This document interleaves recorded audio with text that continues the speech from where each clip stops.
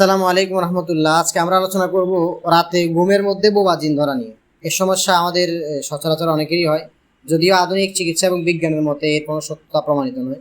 তবুও ইসলামে যেহেতু এর বিভিন্ন চিকিৎসা এবং সুপরামর্শ আছে, সেগুলো আমরা ফলো করলে ইনশাল্লাহ আশা করি অতি শীঘ্রই আমরা সুস্থ হয়ে উঠবো।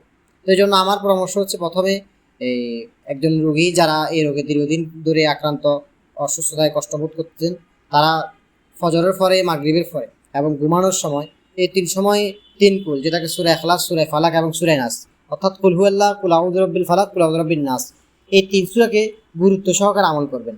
আমলের নিয়মটা হচ্ছে, ফজরের পরে সূরা ইখলাস এবং সূরা ফালাক, সূরা নাস পড়ে, তিনোটা একসাথে পড়ে হাতের মধ্যে ফু দিয়ে হাতটা পুরো শরীরে মালিশ করে নেবেন। এরকমভাবে তিনবার পড়ে তিনবার আমল করে নেবেন। মাগরিবের পরে যথা নিয়মে সূরা ইখলাস, ফালাক, নাস পড়ে হাতে ফু দিয়ে পুরো শরীরে হাতগুলো মালিশ করে নেবেন যথা নিয়মে তিনবার।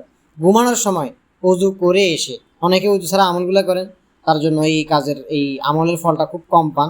অনেকে আবার অজু ছাড়াও পান, আলহামদুলিল্লাহ। কিন্তু অজু করে এই আমলটা করলে খুব শীঘ্রই এটার ফল পাওয়া যায়। তো অজু করে ঘুমানোর সময় সূরা ইখলাস, সূরা ফালাক এবং সূরা নাস পড়বেন। নাস পড়ে হাতে ফু দিয়ে হাতটা পুরো শরীরে মালিশ করে নেবেন এবং ঘুমানোর সময় যে দোয়াটা আছে সেই দোয়াটা পড়বেন, বিসমিকা রাব্বি ওয়াদাতু জামবি ওয়া বিকা আরফাউ ফাইন আমসাকতা ফারহামহা ওয়া ইন আসসালতা ফাহফাযহা ওয়া তাহফায বিহি ইবাদাকাস সালিহিন। এটা সূরা বুখারীতে একটা দোয়া, ঘুমানোর সময় নবী আলাইহিস সালাম এটা পড়তেন। এটা না পারলে আল্লাহুম্মা বিসমিকা আমুতু ওয়া আহইয়া, এটা পড়লেও চলবে। আল্লাহ তাআলা আমাদের সবাইকে তৌফিক দান করুন।